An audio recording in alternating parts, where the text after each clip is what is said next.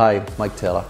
People always ask me the question of how I got involved with pest control. I started off my career working with birds, actually in the film industry, where I worked on Harry Potter as one of the animal trainers. And that's progressed into falconry and ultimately urban bird control and pest control business you see now at Contego.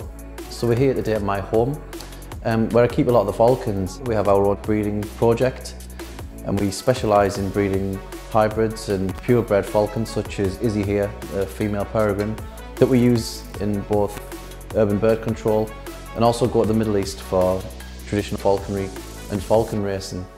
Over the next few weeks you're going to get a real insight into falcon breeding, how we voluntarily collect semen from the males and inseminate the females. We're going to look at egg management. We'll also be looking at the incubation process, how we take a fresh egg from the falcon and we use these incubators to incubate the egg all the way through to hatching. Don't forget to give us a like, drop a comment and follow the page.